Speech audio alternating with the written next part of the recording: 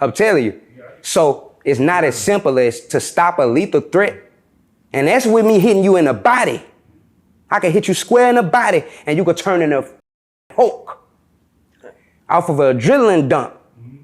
So that goes to say, if you a real threat to me, hitting you in the leg or going for a superficial wound, that's not gonna stop a threat. You got the right to use lethal force when your life is in danger. Real life. If that shit ain't real life, it ain't real life. Just ain't real. Real life street stars. You know what time it is. So you beat a murder case.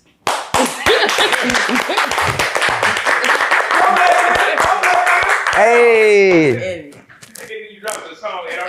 Look. Okay, so You dig? you know, a lot of people don't get to do that. You know, a lot of people just get locked up and get life. I was trying to see if you could kind of, since it's all over, can you kind of walk us through that? Bro, this was the worst part of my life ever. Like, it's the lowest part of my life I ever been through, period. Like, some days I ain't want to get out the bed, you feel me? Like, this was stressful. The most stressful thing is waking up and knowing the charge you got carry life with no parole. You gotta go into jail and do the rest of your life. When I got on when I did my trial, the DA talked to the jury and said, I want you to understand that no matter how cute he is, that we giving him life. And the last place he will be alive will be a jail cell. We don't mean 25 to life. This is Louisiana. This the DA talking. She's saying, we don't mean 25 to life. We mean we're gonna take him to jail, and when he leave jail, it'll be in a body bag. Right. This is what she's saying. Right. Basically, you feel me? Like, a couple of words may be off, but this is what she's saying. Right. Like, so to hear this is like, I can't eat at this point. Like, I'm waking up in the morning, they making me breakfast, I can't stomach nothing. I'm looking at my little boy like, damn, you feel me? He don't know what's going on. I'm really living a lie. I'm faking like it's all good. It ain't all good. Like the most fucked up time of my life. Facts. Are you able to walk us through that night? Yeah, I was just at the gas station chilling, you feel me? I was talking to somebody that I'm cool with. Somebody started breaking in my whip when I approached them. They was breaking in the whip. I had a rifle inside the whip. Mm-hmm. I had my other firearm on me. I approached the vehicle, told them to step away from the vehicle. At this point, they'd already broken entry, and they in real close proximity of the other weapon I got in the car. So I tell them to step away from the vehicle. They turn and put their attention on me, put their hand in their pocket where they got a bulge at, and then began to utter threats verbally while walking towards me. At this point, I got my weapon out trained, telling them, you know, go back, bag up, step away from the vehicle, take your hands out your pocket, which witnesses testified that they heard me yelling when they went in the store, and they heard me saying when they came back out the store. So I ain't just up and shoot nobody for nothing over no bullshit. You understand what I'm saying? Let's get that understood, and let's make sure that's out there. You know what I'm saying? Like, so at this point, you continue stepping closer to me, making verbal threats, and you reach in your pocket and it's a big bulge. And I asked you to take your hand out of your pocket, and then you went super deep into his pocket and tried to take whatever it was out. He struggled to get it out. You know what I'm saying? So at this point, that's when I'm looking at what's going on, and my life is in danger. I'm in total fear for my life, you know? So I had to do what I had to do with the firearm that I had on me. I stayed on the scene. I went in there and told the clerk, dial 911. Clerk dialed 911. I came back outside. You'll see on the video, I post up on my car right next to the person that's laying on the ground. And I'm posted up on my car like this, waiting on the police to pull up. After a while, I'm like, they ain't pulling up. A lot of people started coming, walking up to him and trying to render aid. At this point, I moved my vehicle from being close right here where I'm at in case any family or anything pull up and want to instantly retaliate because this they people. So I moved to an outer gas pump, closer to where I was speaking to my partner at before it went down. Sit the car there for a minute. Police still don't pull up, more people pulling up, more people pulling up. Crank the car and pull the car out of the parking lot. Now I dial 911 and get on the phone with them. They answer the phone. When they answer the phone, before I can even get out of sight of the store good, police cars start coming past me. I hang up on 911. The only thing I got out of my mouth to 911 is just been a shooting and cars start flying by me, police cars. I said, all right, I'm good. Police come, boom. I turn around and follow them into the parking lot. They get in the parking lot and block the perimeter off so fast, I can't even get up to them and tell them what's going on. So I'm standing back, they blocking the perimeter, being real aggressive. Get back. I'm trying to walk up and without looking like a threat and let them know, hey, let me holler at you, you know what I'm saying? So I can let you know what just went down right here. I ain't finna run from it or nothing. I'm gonna face it like a man, you know what I'm saying? Like, this somebody's son, this somebody, you know what I'm saying? I want you to know what happened. So I holler at the officer and he tell me, get back. I'm like, yo, let me holler at you. I'm trying to let you know I'm involved in this situation. Throw my hands up. All my weapons in the car right there. I'm unarmed right now. They searched me, put me in the back of the police car. So boom, where I mess up at is I start giving statements with no lawyer because I know I'm in the right and I ain't did nothing to nobody that I wasn't in a position to, I ain't did nothing to nobody on purpose or out of malice or I ain't leave the house with no intent. I never had bad intent, you feel me? So I go and give them a statement on the scene. They say, we still gonna take you downtown. I give them another statement, tell them what happened again, the same story. By this time, it's 3 a.m. They say the statements don't match.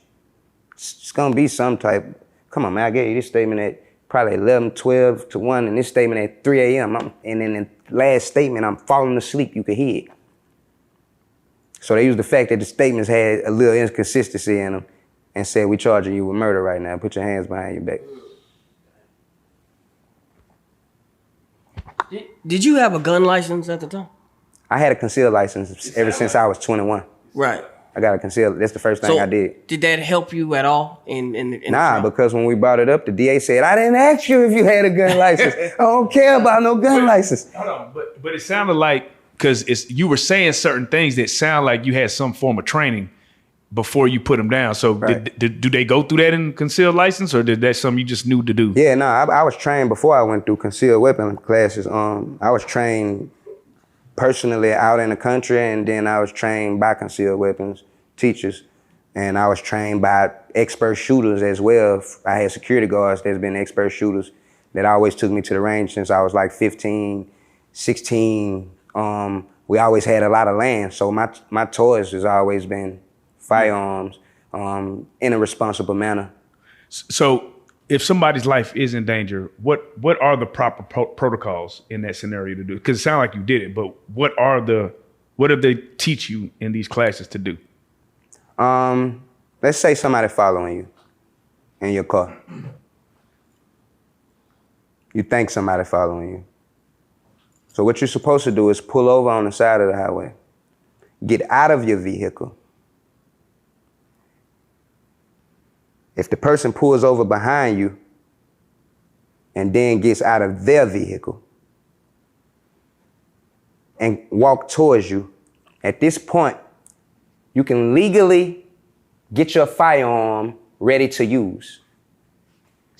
You can verbalize, I have a firearm and I'm willing to use it. Do not come any closer. I feel that my life is in danger. This is you giving every option to the person before you use force. Now, if that person continues to come at you and come at you and come at you, and now they're at the point of making physical contact with you that you feel could harm you or cause you bodily harm, you have the right to use great bodily harm. You have the right to use force, lethal force. At any time that you feel like you're about to receive great bodily harm or injury, or somebody around you is about to receive great bodily harm or injury, or their life is in imminent danger, you have the legal right to use lethal force. That varies from situation to situation. So let's say you enter this scenario again. Do you handle it the same way? If that scenario presents itself again, Yes. yes, I handle it the same way because he had a brick like this inside of his pocket. Like, that would have done, I don't know, I only had a certain amount of shots in my firearm. That brick could have been used until I ain't have no more face. And this was somebody who was yoked up. Like I'm gonna pick you up and tie you in a pretzel yoked up. How did you feel when you took his life? The feelings that I felt, the most overwhelming feeling that I felt was fear for my life. It took me so long to calm down from my life flashing in front of my eyes that reflecting on what just happened was the second thing I did. When I begun to reflect on what just happened, I can instantly feel for a person having a family and them not being able to be there with their family and their family not being able to have them. I instantly think about the person's mother, the person's family. This is what plays in my head because I never left my house to do nobody no harm. I've been in my community forever and ain't nobody never known me to be no bully of no type of, you know what I'm saying? Like, we gonna protect ourselves if we have to protect ourselves, but I ain't never been the type of cat to go just looking for some trouble. You feel what I'm saying? So I feel for the family. I feel for everybody involved. I feel for the victim. Like, a life is very important. When I look at my son, that's how important a life is. When you look at your kids, that's how important a life is. When you birth something and take care of it, it's a beautiful thing. And you never want to be a person who campaign against life. You understand what I'm saying?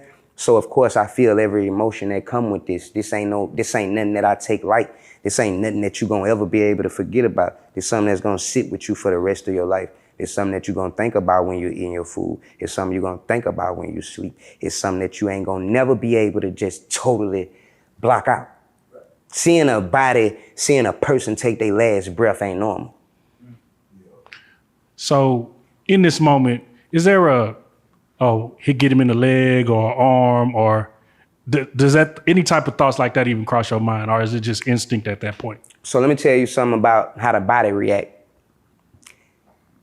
You, say for instance, if I felt like you was a threat and I opened fire on you, which we won't speak in no type of negativity into existence between young black men, but you. If I felt like my life was in threat and my life was being threatened and I was forced to open fire on you, it wouldn't be as simple as pull the trigger and you stop. The first time I hit you, you would become probably 9 times out of 10, you may become more dangerous. The first time I hit you, you may grab me and now your life rushing through your mind, your life rushing, flashing in front of your eyes. You're gonna do real damage when you get to me if I ain't dropped you. By the time you grab me, you're gonna take the gun. I'm telling you. So it's not as simple as to stop a lethal threat. And that's with me hitting you in the body. I can hit you square in the body and you could turn into Hulk off of an adrenaline dump. So that goes to say, if you a real threat to me, hitting you in the leg or going for a superficial wound, that's not gonna stop a threat. You got the right to use lethal force when your life is in danger. After you shot him, you said that you posted up on the car. Did you want to render him help at first? I mean, I got asthma, so I never did the CPR classes. Right. Like, I never could even participate in the CPR classes. I never had no type of medical history and doing nothing like that, so I would probably do more damage than good. Were you scared? Of course. Hey, you got a lot of super tough, wannabe, macho cats who gonna say, scared of what? Fear is a real thing. Right. And once you become a man, you can admit that fear is a real thing. Once you admit that, you accept it better. It ain't nothing to fight. Fear exists. It's a real thing. Yeah, we teach our kids don't be scared. We try to tell ourselves to be as courageous as we can be. But fear exists. And I don't know who you are if you say it don't. Maybe you don't have a heart, a spine, a soul, or you don't love nothing. You know what I'm saying? But when you love life, fears exist. You scared to lose the people you love. You scared to be by yourself and all your people gone. You scared for you not being here for your kids. You are very afraid of what's gonna happen if you ain't here and your kid here fatherless. You very afraid of that. Don't even much sit here and fucking lie like you not, excuse my language. You know, but this just, you know, this real talk, bro. You know when it's real, I kind of get a little. Nah, for real. So what advice would you give to anybody going through that same scenario that you just went through? Pray to God. You gotta pray to God because we got a legal system that's out to lock up young black men like never before. We got a legal system that's trying to put all of our young nephews and young brothers and kids in a jail cell and make money off of it. They profiting off jail. We gotta wake up. Anybody in that same scenario, I will pray that you can think. I will pray that you can be cautious and only use force when force is necessary. A gun ain't nothing for you to pick up and go try to solve your problems. This should be your last resort. This should be your last option. Forget what you hear your homeboys telling you, you know, let's go slide and go kill them niggas and all that shit. Let's be for real. Just look at a baby when it's born and think about the fact that one day he got to go out into this world with real killers. You know, so anybody in that situation, man, think before you get into these type of situations. Try your best to resolve the situation. But if your life in danger and you gotta use force, pray to God and know that you're gonna be all right. Cause I ain't had no help but God and them lawyers. I spun a stupid bag on lawyers and the only thing that was there with me was them lawyers and God. You understand what I'm saying? Like praying, my family being there with me, trying to smile when they know I ain't got a smile left in me.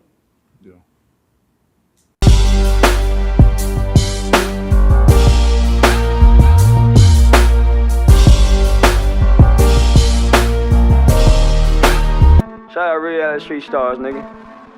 Move it. Hey.